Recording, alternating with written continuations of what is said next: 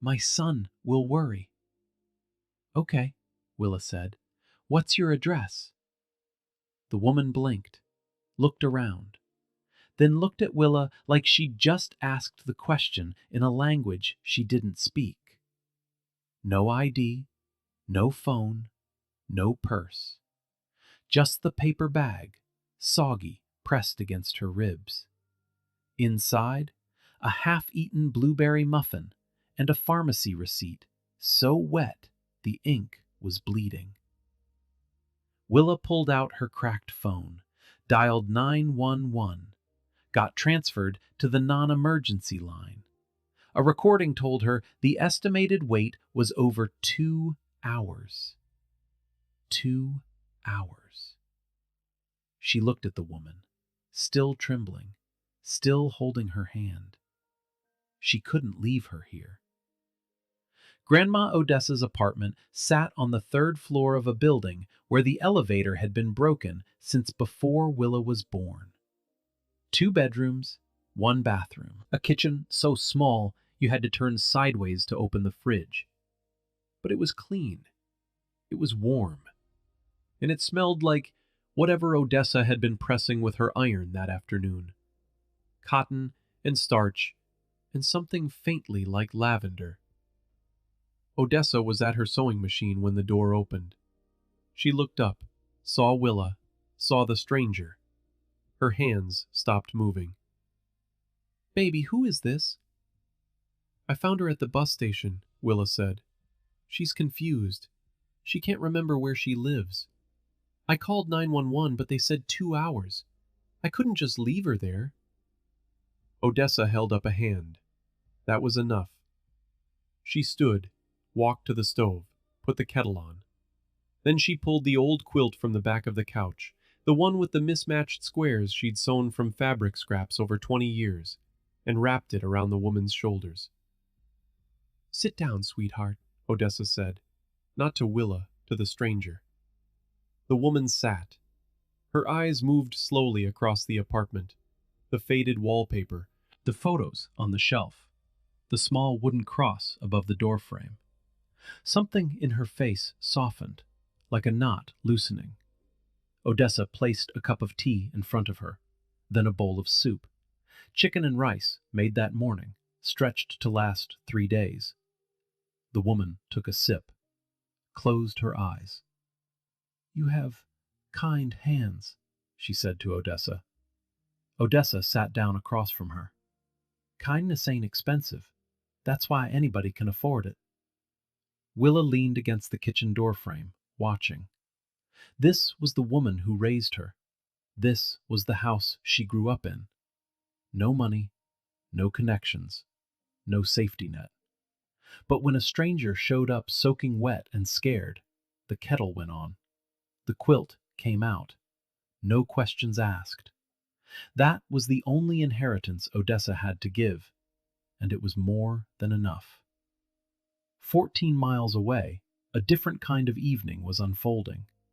The Caldwell estate sat behind iron gates at the end of a stone driveway, lined with oak trees older than the state constitution. Inside, the study smelled like leather and old paper. A grandfather clock ticked in the corner, the only sound besides Gerald Caldwell's shoes on the hardwood floor. He was pacing. 71 years old. Retired federal judge. Silver hair, sharp jaw, posture like a man who'd spent decades commanding courtrooms. But tonight, his hands were shaking.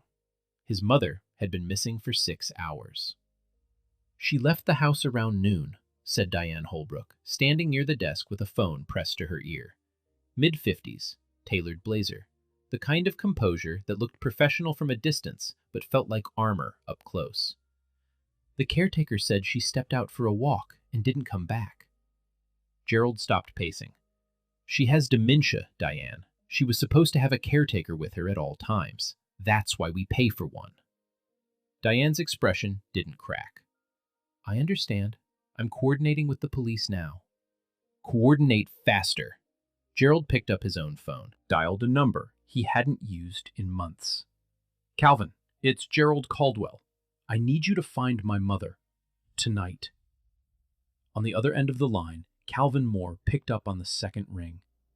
Private investigator, ex-military, the kind of man who answered calls at 11 p.m. without asking why. He said 3 words: "Send me everything." Gerald hung up. He stood at the window. Rain streaked the glass.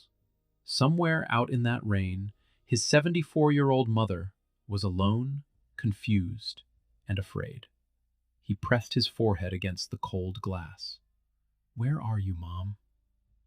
14 miles away, Eleanor Caldwell was sitting in a tiny kitchen, wrapped in a handmade quilt, drinking chicken soup made by a stranger. She didn't know where she was, but for the first time in 6 hours, she felt safe. 5:30 a.m. Willa's alarm buzzed from the cracked phone on her nightstand. She reached over and silenced it without opening her eyes. 3 seconds of stillness. That was all she allowed herself. Then she got up. First thing she did was check the couch. The old woman was still there, curled under Odessa's quilt, breathing slow and steady. Calmer than last night. Whatever storm had been running through her mind seemed to have quieted, at least for now. Willa moved through her morning the way she always did. Quiet, efficient, like someone who'd learned a long time ago that the world doesn't wait for you to be ready. She opened the fridge, half a carton of eggs, a few slices of bread, a container of leftover rice. She packed a lunch for school, 2 slices of bread with peanut butter, an apple starting to wrinkle, a bottle filled with tap water. She ironed her school uniform on the kitchen counter because they didn't own an ironing board. White shirt, navy pants, both a little too short. She'd grown 2 inches over the summer, and there was no money for new ones. She counted the cash in the envelope on top of the fridge. $14. 5 days until Friday. This was Willa's life. Not tragic, not dramatic, just tight. Every dollar accounted for, every decision weighed against what they could afford to lose, which was almost nothing. Her mother left when she was 6. No note, no phone call after, just an empty closet and a silence that filled the apartment for weeks. Her father, James Reeves, worked at a warehouse on the east side. Good man, strong hands, the kind of father who walked her to school every morning, rain or shine, quizzing her on spelling words the whole way. He died on a Tuesday. Forklift accident. The company called it operator error. Fought the insurance claim for 2 years and won. Willa and Odessa got nothing. After that, Odessa became everything. She sewed clothes for other people 12 hours a day so Willa could have dinner on the table and shoes on her feet. Willa started working at 15, cleaning offices on weekday evenings, stocking shelves on Saturday mornings. Every dollar went into a jar labeled future. She didn't know what that future looked like yet, but she knew it started with community college. And community college started with money she didn't have. She wasn't bitter. She was tired. There's a difference most people never bother to understand. That morning, Willa sat at the kitchen table with the paper bag from last night. The pharmacy receipt was damp but readable. A prescription for donepezil, early-stage dementia, prescribed to Eleanor Caldwell. The pharmacy address was across town, deep in the wealthy part of the city where Willa had never been. She typed the name into her phone. Screen loaded slow, the way it always did. Then a photo appeared. A society page from a charity gala. A woman in a cream-colored gown standing next to a tall, silver-haired man in a tuxedo. Caption: Eleanor Caldwell and her son, retired federal judge Gerald Caldwell, at the annual Caldwell Foundation benefit. Willa stared at the screen, then looked at the couch. Same woman. Thinner. More fragile. But the same face. She showed Odessa. Odessa looked at the photo, looked at the couch, looked at Willa. Don't matter who she's connected to. She's a person who needs help. We call them and return her safe." So Willa called. The Caldwell Foundation's public number. Transferred once, twice, 3 times. Finally, a voice picked up. "Caldwell Foundation, Diane Holbrook speaking." Willa explained everything. Found her at the bus station. Brought her home. She's safe. She's warm. Silence. Then Diane spoke again. The warmth was gone. "You have her? Where exactly? What's your name? How did you get access to her?" Not like someone relieved, like someone building a case. Willa answered every question, honestly, completely. Diane said she'd send someone. Hung up without saying thank you. Willa put the phone down. Something felt wrong. She couldn't name it yet, but she felt it. Wait. So this girl's got $14. That's it. 14. Then she finds out the woman sleeping on her couch is connected to real power. And she doesn't start thinking, what can I get out of this? She just calls to give it back. No angle, no little plan. And I'm being real here. Most people? Yeah, they're not doing that. A black SUV pulled up outside Willa's building the next morning. Not the kind of car that belonged on this street. A few neighbors on the stoop noticed. One of them nudged the other.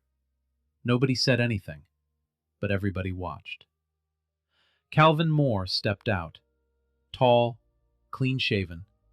The kind of man who moved like every step had a purpose. He wore a plain jacket and carried nothing but a phone and a small notepad. Willa buzzed him in. He walked into the apartment and stopped.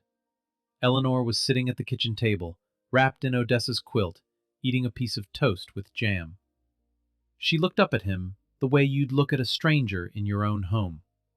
No fear, no recognition, just calm. Calvin stood there for a moment. He didn't say anything right away. He just looked around. The small kitchen, the sewing machine in the corner, the photos on the shelf, the quilt around Eleanor's shoulders. Everything modest, everything clean, everything full of something money can't buy. He took a photo of Eleanor, then another of the apartment, not for evidence, for proof. Proof that this woman had been cared for. He spoke to Willa in the hallway. "You did a good thing. Mr. Caldwell will want to thank you, personally." Willa leaned against the wall. "She was cold. I wasn't going to leave her." Calvin nodded, wrote something in his notepad. Then he helped Eleanor to the car. She held Willa's hand all the way to the door. At the last second, she turned and looked at Willa with something that might have been recognition, or maybe just warmth. Hard to tell with her. "Thank you, sweetheart," Eleanor said. The SUV pulled away. Willa watched from the window until it turned the corner. Odessa came up behind her and put a hand on her shoulder. "You did right, baby." Willa nodded. But she didn't feel right. She felt like something had just left the apartment that wasn't coming back.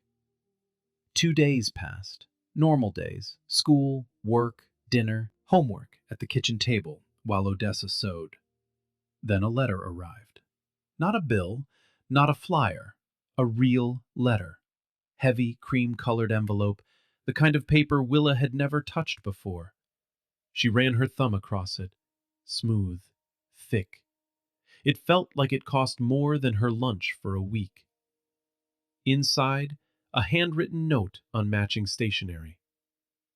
"Dear Miss Reeves, I would be honored if you and your grandmother would join me for dinner at my home this Saturday evening, to express my personal gratitude for your extraordinary kindness toward my mother. Sincerely, Gerald Caldwell." Willa read it twice, then handed it to Odessa. Odessa read it once, took off her glasses, put them back on, read it again. "Well," she said, I guess I need to press my good dress. Saturday came. Willa borrowed shoes from the neighbor downstairs.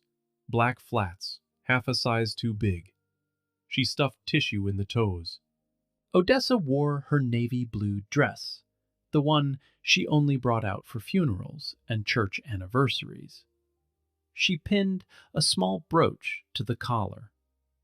Her hands were steady, but her eyes were wide. A car arrived at 6. Not the SUV this time. A sedan. Dark. Quiet. A driver held the door open. They didn't talk much on the ride. Odessa looked out the window as the streets changed. Smaller houses became bigger houses. Bigger houses became estates. Chain-link fences became stone walls. Cracked sidewalks became manicured lawns. The car turned onto a long driveway lined with oak trees. At the end, the Caldwell estate rose up like something from a different century. Stone, glass, iron. A fountain in the courtyard that probably used more water in a day than Willa's building used in a week.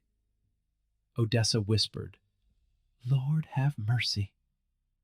Willa looked at the front door.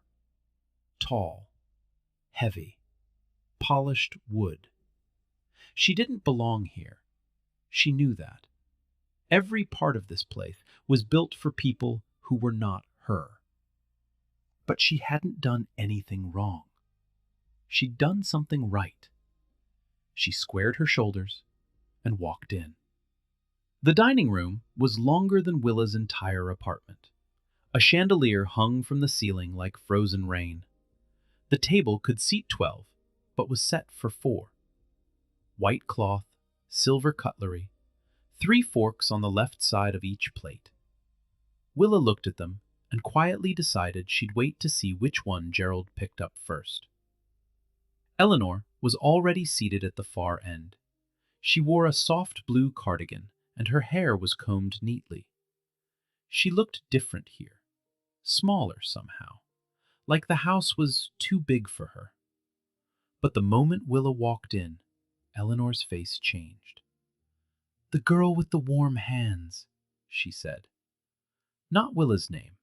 She didn't remember that. But she remembered the feeling, and that was enough. Willa smiled. "Hi, Eleanor." Gerald Caldwell stood at the head of the table. He was taller than Willa expected. The kind of tall that came with good posture and decades of people standing when he entered a room. Silver hair combed back, dark suit, no tie. His handshake was firm, but not aggressive. "Miss Reeves," he said, "thank you for coming." "Thank you for inviting us," Willa said. Gerald turned to Odessa, extended his hand. "Mrs. Reeves, it's a pleasure." Odessa shook it. "Likewise, Mr. Caldwell. You have a beautiful home." "It's too big for 2 people," Gerald said. "My wife used to say the same thing." They sat down. A woman from the kitchen brought out the first course. Butternut squash soup in white bowls so thin Willa could almost see through them. She picked up the outermost spoon. Correct guess. The conversation started careful, polite. The way conversations go when people from different worlds are trying to find common ground without stepping on anything. Gerald asked about Willa's school. She told him. Public school on the east side. She liked history, didn't love math, but got through it. She was on track to graduate in the spring. He asked about her plans. She was honest. "Community college. I've been saving, but I'm not there yet.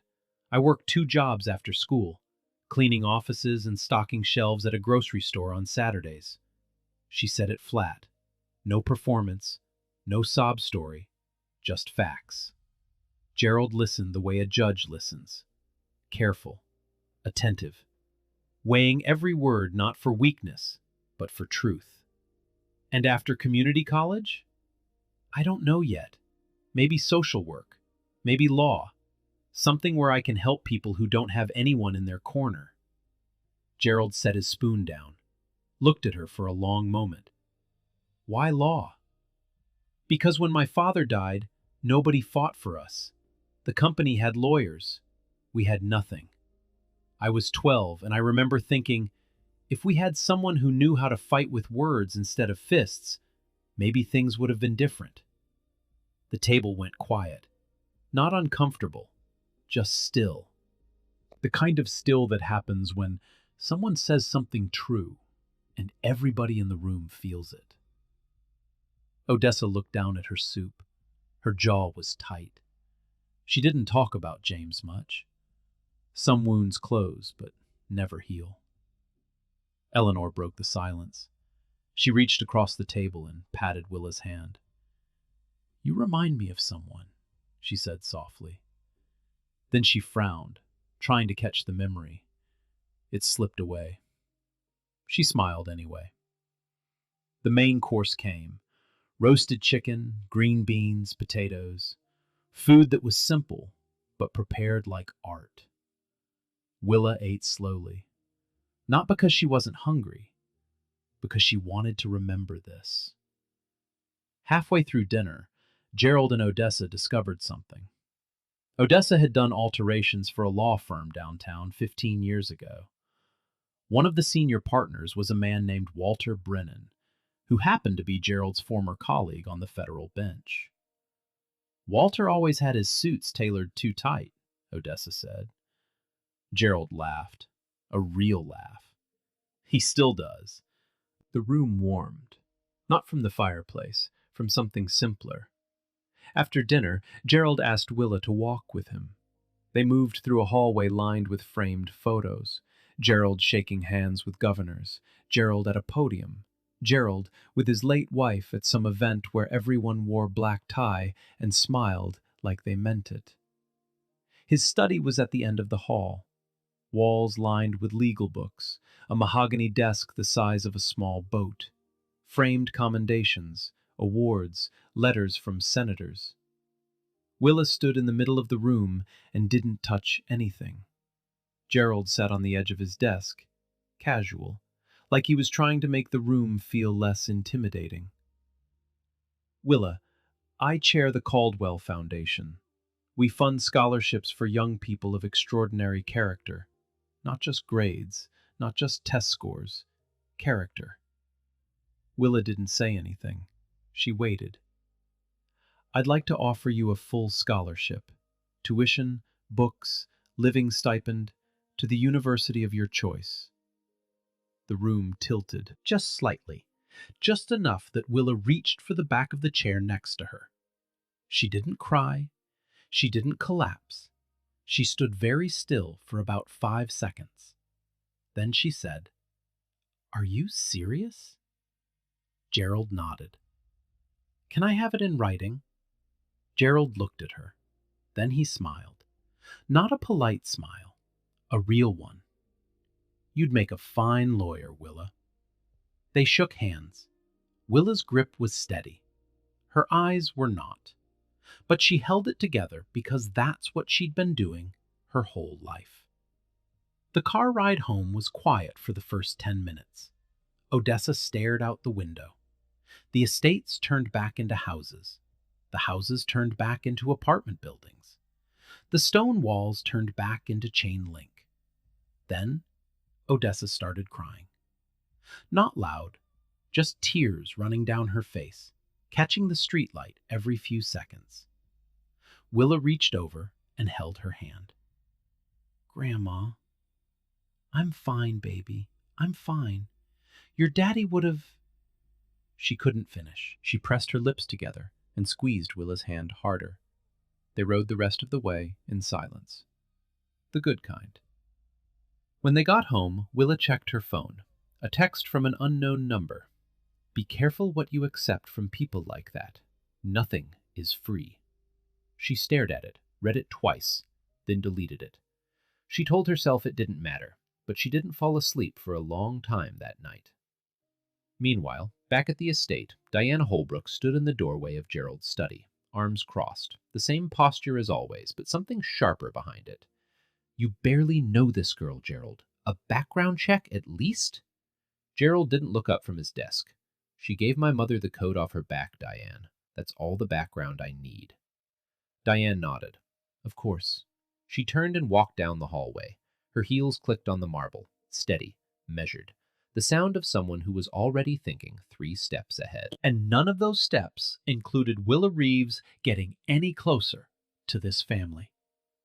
For a little while, things were good.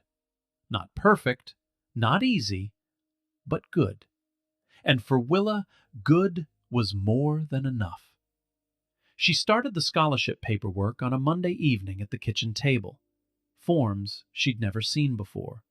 Words like institutional verification and disbursement schedule. She Googled every term she didn't understand, which was most of them. But she filled out every line. Carefully. In black ink. No mistakes. That Wednesday, she visited a college campus for the first time. Walked through the quad with a printed map in her hand, trying not to look like she didn't belong. The library had 3 floors. 3. Willa stood in the lobby and just looked up. She stayed there for almost a minute before a passing student bumped into her and said sorry. She told Terrence Davis the news on Saturday morning. Terrence ran the barber shop 2 blocks from Odessa's apartment. He'd been her father's best friend since high school. Big man, gentle voice, the kind of person who remembered your birthday and never forgot how you liked your hair. When Willa told him about the scholarship, Terrence put down his clippers. He looked at her. His eyes got wet, and he didn't try to hide it. Your daddy would be so proud he couldn't breathe. Willa looked at the floor, smiled, said nothing. Some things don't need a response. That Sunday, Pastor Nolan Brooks mentioned it during service. Small congregation, 40, maybe 50 people. When he said Willa's name, they clapped. She ducked her head, embarrassed, but she was smiling so hard her cheeks ached. Odessa pinned the scholarship acceptance letter to the fridge with a magnet shaped like a sunflower. And then there was Eleanor. Gerald called midweek. His mother had been asking for the girl. Would Willa mind visiting? She went on Thursday after school. They sat in the garden behind the estate. The afternoon was warm. Eleanor was lucid that day, clear-eyed, present. She told Willa about her late husband, about raising Gerald alone after he passed, about how people always assumed money made things simple. People forget, Eleanor said, that money doesn't make you warm. They sat together until the sun dropped low. 2 people with nothing in common except the thing that matters most. They liked each other. From an upstairs window, Diane Holbrook watched them. She picked up her phone, dialed a number, spoke quietly. We don't know what she said, but whatever it was, it had already started.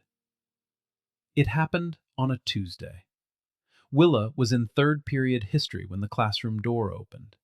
The principal stood there, gray suit, tight expression, the kind of face adults make when they're about to say something they've rehearsed. Willa, can you come with me, please? She picked up her bag. The whole class watched her walk out. Nobody said anything, but she could feel 30 pairs of eyes on her back. 2 detectives were waiting in the principal's office, a man and a woman. The man was leaning against the window ledge. The woman was sitting in the chair meant for students. Neither of them smiled. "Willa Reeves?" "Yes?" "We'd like to ask you some questions about Eleanor Caldwell." Willa sat down. She folded her hands on her lap the way Odessa taught her. Steady, respectful. Even when you're scared, you sit up straight. The questions started slow. How did you find Eleanor? Where did you take her? How long was she at your home? Did anyone else interact with her? Willa answered everything, the same answer she'd given Calvin Moore. the same answers she'd given Diane Holbrook on the phone. The truth doesn't change, so her story didn't either. Then the tone shifted. The male detective leaned forward. "We've received a report that Mrs. Caldwell was wearing a diamond bracelet the night she went missing." An heirloom piece, valued at several $1,000s. That bracelet has not been recovered. Willa's stomach dropped. I never saw a bracelet.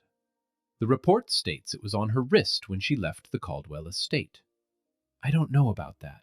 When I found her, she had a paper bag. That's it. No jewelry, no bracelet, nothing. The female detective opened a folder. "You brought a confused elderly woman to your home. You kept her overnight. You didn't contact the authorities until the following morning. I called 911 that night. They said 2 hours. I wasn't going to leave her at a bus station in the rain for 2 hours. But you did take her home." "Yes." "To your apartment?" "Yes." "Where you live with your grandmother, who makes a living as a seamstress." There it was, the thing underneath the questions.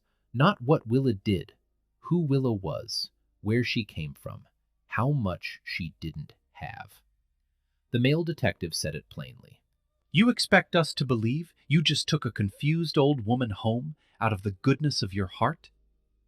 Willa looked at him, directly, the way her grandmother looked at people when they said something ignorant, and she was deciding whether to correct them or let God handle it. "Yes," Willa said, "because that's what happened."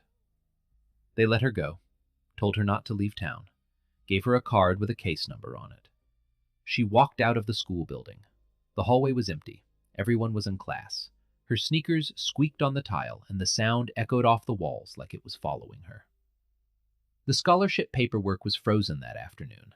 Pending investigation. A form letter from the Caldwell Foundation arrived in her email. Professional. Cold. Words like temporarily suspended and due diligence and resolution of outstanding matters. Willa read it at the kitchen table. Odessa read it over her shoulder.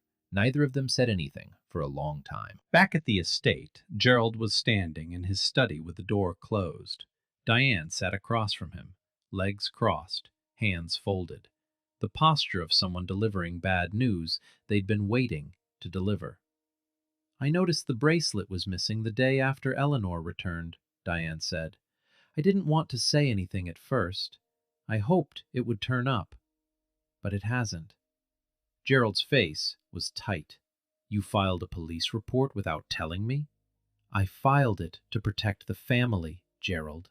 That bracelet belonged to your mother. It's been in your family for 3 generations. And you think this girl took it." Diane paused, measured. "I think a 17-year-old from that neighborhood had your mother in her apartment overnight with no supervision. I think the bracelet was there when Eleanor left this house and gone when she came back. I'm not making accusations. I'm asking you to consider the possibility." Gerald didn't respond right away. He turned to the window, the same window he'd pressed his forehead against the night Eleanor went missing. "Gerald, I know you want to see the best in people," Diane said, softer now, almost gentle. "But this girl comes from nothing. That bracelet is worth more than her grandmother makes in a year. You have to at least consider it." The words hung in the room. Gerald said nothing, and his silence was louder than anything Diane could have hoped for. The story spread fast. A local blog picked it up first. The headline read, "Teen Good Samaritan accused of stealing from elderly woman she claimed to rescue." The people defended Willa. Most didn't. The ones who didn't used words that made it clear this wasn't about a bracelet. It was about a black girl in a white woman's house. It was about what people assumed when they saw those two things next to each other. At school, friends stopped being friends. Not all of them, but enough. The girls who used to save her a seat at lunch suddenly had full tables. A teacher she liked avoided eye contact in the hallway. At the grocery store, her Saturday morning manager pulled her aside. "Maybe take a few weeks off, Willa, just until this blows over." He said it like he was doing her a favor. Willa walked home that evening. It was raining again, the same kind of rain as the night she found Eleanor. Heavy, steady, the kind that soaks through everything. She sat on the stoop of her building. She didn't have her hoodie. She'd given it away that night at the bus station and never got it back. She sat there in the rain, arms around her knees, no umbrella, no hood, just her. Odessa came outside. She didn't have an umbrella either. She sat down next to Willa on the wet concrete, close enough that their shoulders touched. She didn't say, "It'll be okay." She didn't say, "God has a plan." She didn't say any of the things people say when they don't know what else to offer. She said, "You know who you are. Don't let nobody rewrite that." Willa's eyes were red. "Maybe I should just give it up. The scholarship. All of it. Stop trying to be in spaces where I don't belong." Odessa turned and looked at her granddaughter. Hard. The way she looked at fabric before she cut it. Precise. Certain. "Baby, you belong wherever your character takes you, and your character took you to a woman in the rain. Don't you dare apologize for that." Willa leaned into her grandmother's shoulder. The rain kept falling. Neither of them moved. Calvin Moore couldn't sleep. It had been 3 days since the police report. 3 days since the story hit the blog. 3 days since a 17-year-old girl's name became something people typed next to words like thief and suspect and worse. And something about it didn't sit right. He sat at his desk in his apartment. Small place, neat.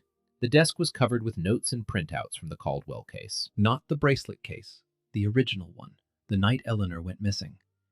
He pulled up the photos he'd taken at Willa's apartment that morning.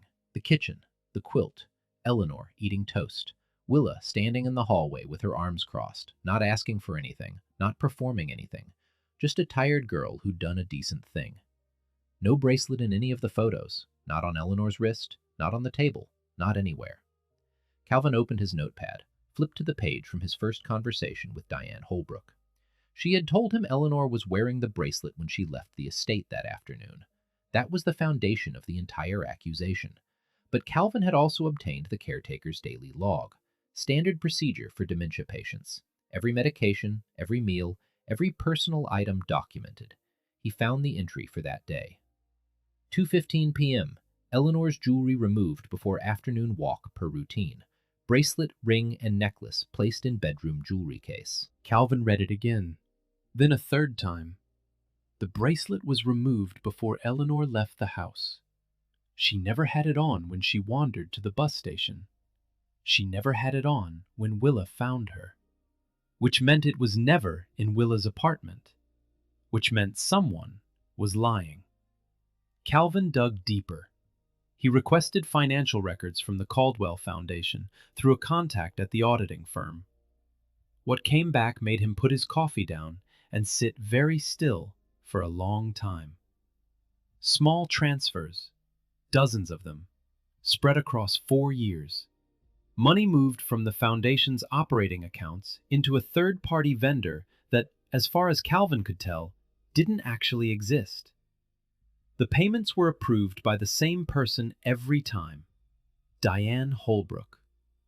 The total was just under $600,000. Calvin understood now. The bracelet accusation was never about a bracelet. It was about distance. Diane needed Willa away from the family. A girl that close to Gerald, that close to Eleanor, spending time in the house, asking innocent questions, noticing things. Sooner or later, she might see something Diane couldn't afford to have seen.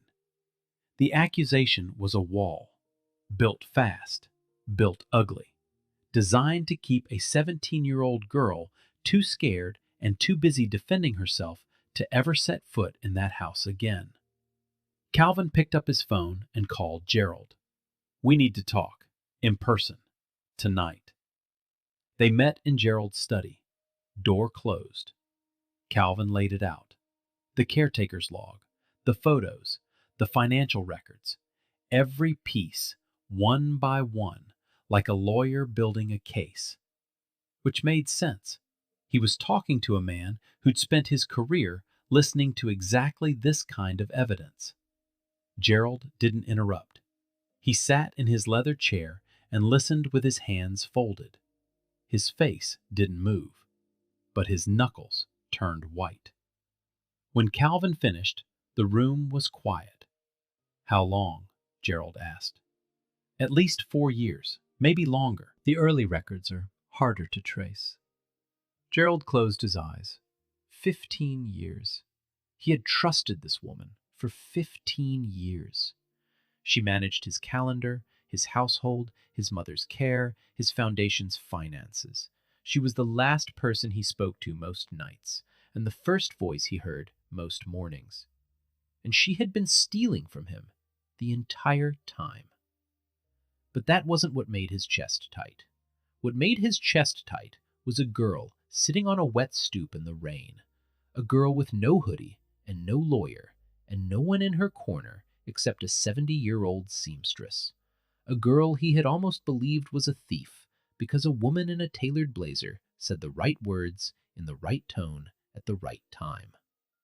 He opened his eyes. I need to see Willa. Calvin nodded. I'll drive. Gerald shook his head. No, I'll drive myself. Gerald Caldwell drove himself to Willa's neighborhood for the first time in his life. No driver, no SUV. A silver sedan that looked expensive on his driveway, but ordinary on these streets. He parked on the curb in front of Willa's building. A group of teenagers on the corner glanced at him. An old man on a folding chair near the entrance watched him walk to the door without saying a word. Gerald pressed the buzzer for apartment 3B. Odessa's voice came through the speaker. Careful. Guarded. Who is it? Mrs. Reeves. It's Gerald Caldwell. Silence. A long one. Then the door buzzed open. He climbed 3 flights of stairs. The elevator was broken. By the time he reached the 3rd floor, he was slightly out of breath. He thought about Willa climbing these stairs every day, after work, after school, with groceries, without ever mentioning it. Odessa opened the door. She looked at him with something harder than the first time they met. Not anger, something quieter. The look of a woman deciding whether the man in front of her deserved to be let in. She stepped aside. Gerald walked into the apartment. Same kitchen table, same sewing machine, same photos on the shelf. The room where Eleanor had eaten toast and felt safe. Willa was sitting at the table. She didn't stand up. She didn't smile. She looked at him and waited. Gerald sat down across from her. The chair was small. The table was small. Everything in this room was small. And Gerald Caldwell, retired federal judge, a man who had dined with governors and argued cases before the Supreme Court, sat in this tiny kitchen and felt the full weight of what he had almost allowed to happen. Willa. The accusation was false. She didn't react. Not yet. The bracelet was never missing. The caretaker removed Eleanor's jewelry before her walk that afternoon. It's documented in the daily log. The bracelet was in Eleanor's bedroom the entire time. Willa's hands were flat on the table. She pressed them down slightly. That was the only movement. The police report was filed by Diane Holbrook. Without my knowledge, she fabricated the claim. Gerald continued. Calvin discovered that Diane has been embezzling funds from the foundation for at least 4 years. The bracelet accusation was designed to push you away before anyone noticed the financial irregularities. The refrigerator hummed. Somewhere outside, a car horn honked. The scholarship is reinstated. Immediately. I've contacted the police to have the report formally withdrawn and expunged. He looked at his hands, then looked at Willa. I'm sorry. I should have questioned it the moment Diane brought it to me, instead of allowing even 1 second of doubt. You deserved better. Both of you did. He looked at Odessa when he said the last part. Her arms loosened. just slightly. Willa was quiet for a long time. "I'm glad you believe me, but I need you to know something. I would have been telling the truth, even if you didn't." Gerald nodded slowly. "Character isn't what you do when people watch," he said. It's when they don't. He said it like he was hearing it for the first time, like a man who'd spent his career judging others and was only now understanding what that word really meant. Because a 17-year-old girl with $14 and borrowed shoes had taught it to him. He shook Willa's hand, shook Odessa's hand, walked down 3 flights of stairs and sat in his car for a while before starting the engine. The next morning, Gerald found Diane at her desk, laptop open, coffee untouched. She looked up when he walked in and immediately knew. He placed a folder on her desk, the caretaker's log, the financial audit, Calvin's report. "I trusted you for 15 years, Diane." She opened the folder. Her face changed with each page. Not shock, recognition. The face of someone who always knew this moment would come and had simply been betting it wouldn't come today. "I was protecting you, Gerald. That girl could have been anyone. She was someone who helped my mother when you were supposed to be watching her. Gerald, if you would just let me explain the caretaker. You dismissed her early that afternoon to save costs. Except you didn't save anything. You pocketed the difference. And because you sent her home, my mother walked out alone and ended up lost in the rain for 6 hours." Diane's mouth opened. Nothing came out. "You'll hear from my attorneys and the police." He walked out, closed the door, didn't look back. 2 days later, Gerald read a brief statement to a small group of local journalists at the Foundation office. He acknowledged Willa's kindness publicly. He stated that the accusation was baseless and driven by a trusted employee's personal agenda. He did not name Diane. The blog that ran the original story published a retraction. The people never changed their minds, but enough did. At school, classmates started talking to Willa again, saving her a seat, saying things like, "I always knew it was wrong." Willa was gracious. She smiled, said thank you. But she noticed who had stayed and who had left. She wouldn't forget either. That Thursday, Willa visited Eleanor at the estate. Eleanor was having a good day. Bright, lucid, sitting in the garden when Willa arrived, smiling before Willa even said hello. Eleanor took Willa's hand, the same way Willa had taken hers at the bus station. Gentle, certain. "I don't always remember things, sweetheart, but I remember how you made me feel. Safe." She reached into her cardigan pocket and pulled out a small card. Yellowed, handwritten. A recipe for lemon cake, her late husband's favorite. "Family recipes are for family," Eleanor said. Willa held the card in both hands. She didn't say anything. She just held it, the way you hold something worth more than money. Because it was. 6 months later, Willa Reeves moved into a college dorm room. First time in her life she had a room to herself. 4 walls, a desk, a bed that was hers and only hers, a window looking out onto a quad where students walked between classes, carrying books and coffee and futures they probably took for granted. Odessa came to help her unpack. She brought a suitcase, a box of kitchen essentials, and the sunflower magnet from the fridge. They didn't have much. It didn't take long.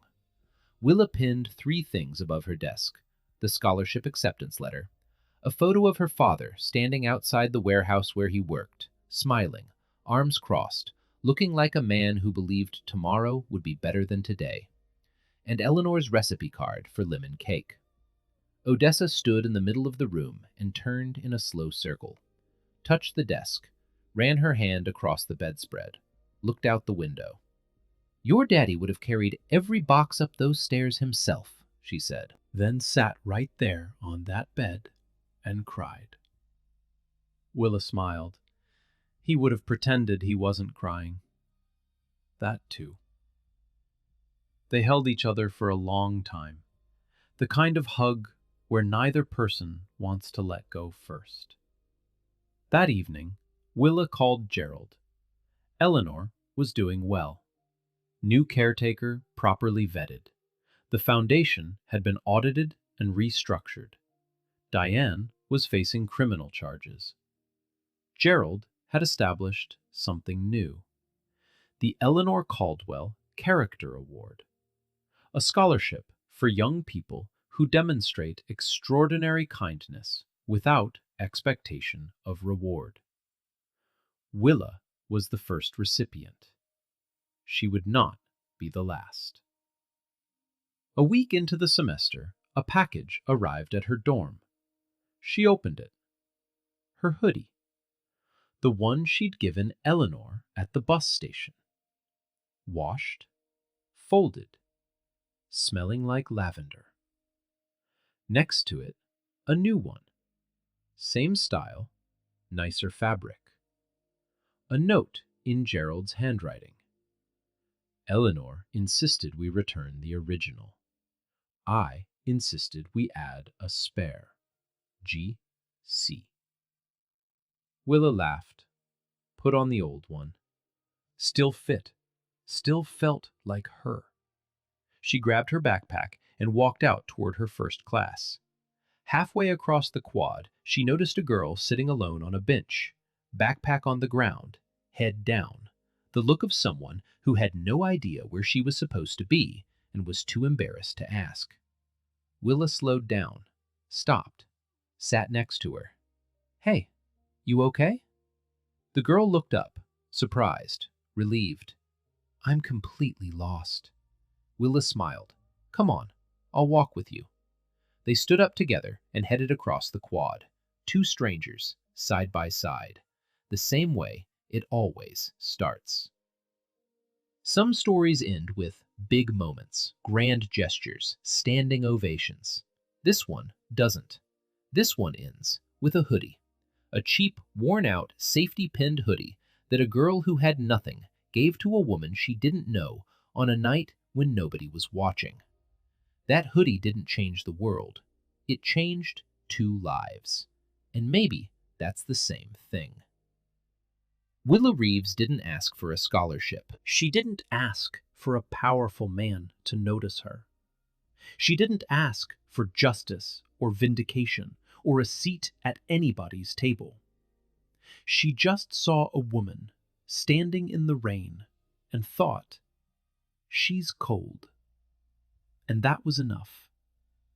Eleanor Caldwell doesn't remember most days now. The dementia is slow but steady. But on her good days, she asks about the girl with the warm hands. And when Willa visits, Eleanor holds her hand the same way she did that first night. Like she's holding on to proof that goodness is real. Diane Holbrook is awaiting trial. The foundation has been restructured. The Eleanor Caldwell Character Award has already funded 3 more scholarships for young people whose kindness spoke louder than their circumstances. And Willa? She's in her 2nd semester, still wearing the old hoodie, still stopping when other people walk past. Wait, let me say this real quick. This is exactly why I told this story. 'Cause Willa reminded me of something simple. Kindness doesn't need a reason. It doesn't need people watching. She saw someone cold, and she could help. So she did. That's it. And hey, if this story hit you at all, got more stories like this coming.